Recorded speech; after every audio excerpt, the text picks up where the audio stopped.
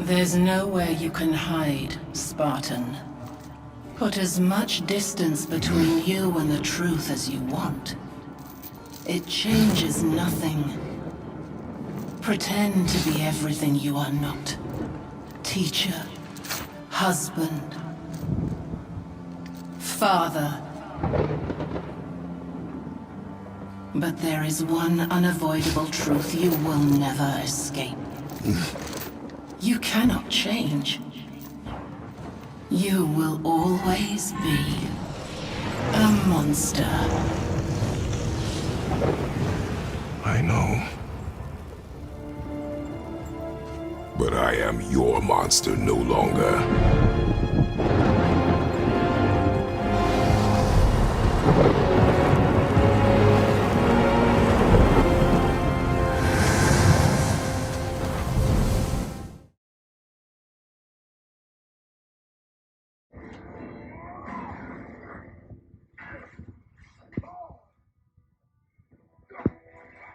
Yes!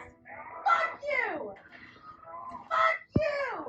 Birdless weirdo! Rip him off! Oh.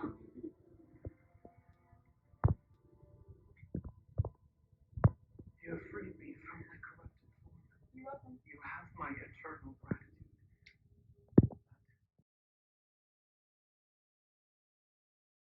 I think that the first thing we should start talking about is probably the visuals. The scenery of the game was beautiful. Yes, agreed. The cinematography, everything in it, it looks gorgeous, beautiful. It's all one shot. It looks great when you're standing looking over edges on islands. It looks beautiful. I love the King Serpent as well. I do think that the serpent was super cool, especially when you go through a certain part with him inside the game, where you get very involved with the serpent. Oh, yes. We actually can involve spoilers since the game came out 4 years ago. So you're talking about when you go inside him in the canoe? Yes. Okay. Yes. Awesome. I did like that part a lot, actually. I thought that was a lot of fun as well.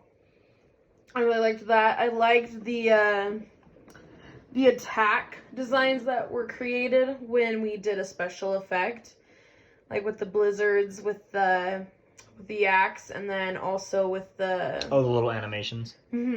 I thought those were super pretty as well.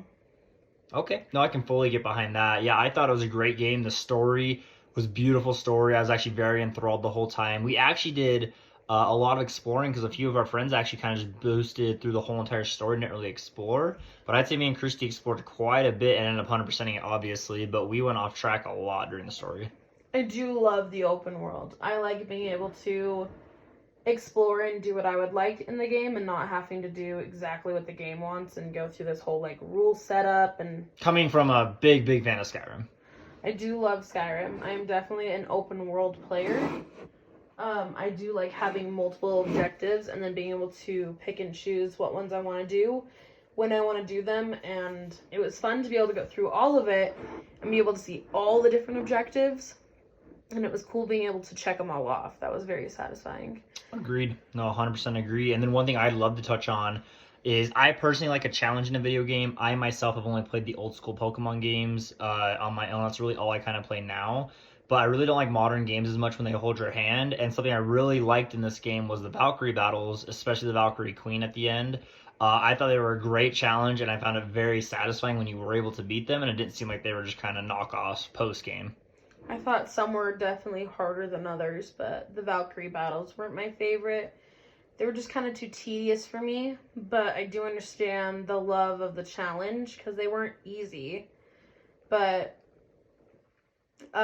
those weren't my favorite part of the game. Yes, actually, I would like to touch on something I know you liked a lot, is the character of Freya.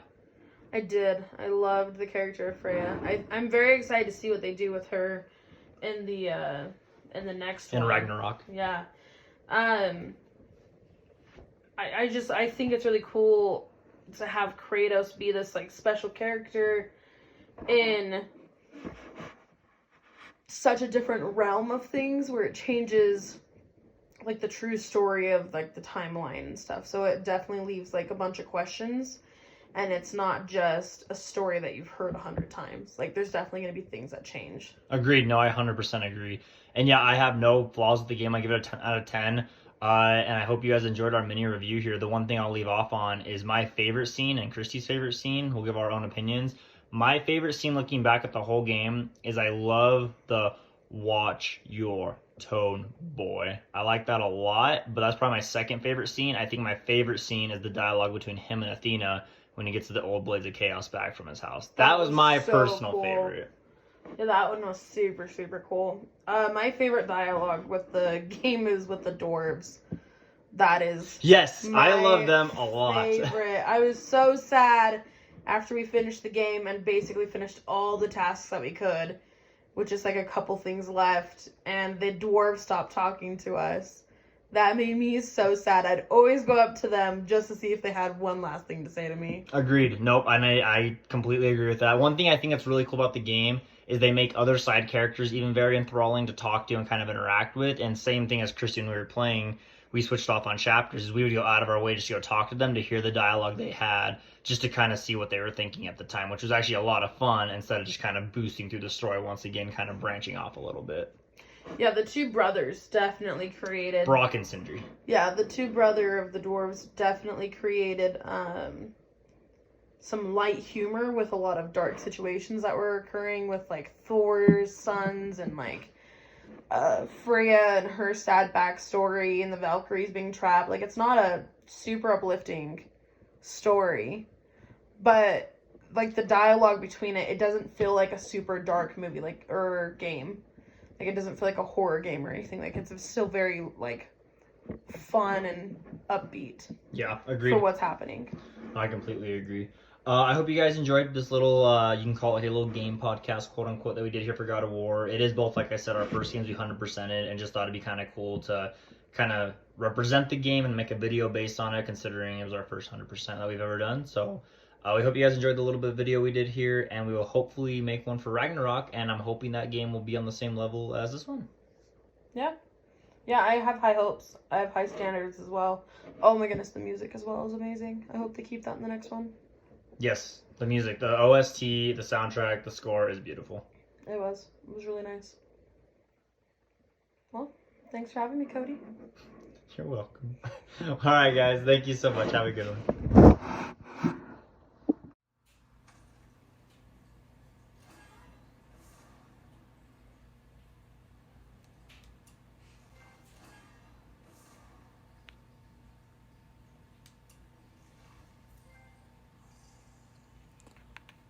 And that's a wrap.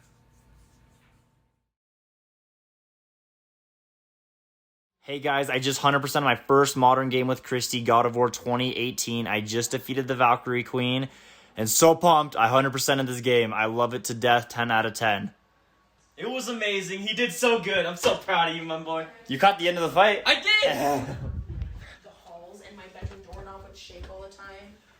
Holy fuck, you can't sneak up on me like that! I 100% God of War. Did we 100% it? 100% it!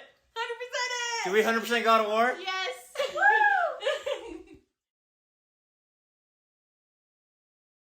I also need lamb's cress. Do you mind? It's a white petal flower in my garden. Just a handful. You better work, Kratos. Fine. Lamb's cress. I'm a fucking god of war. That's amazing. I hope you guys keep that in there.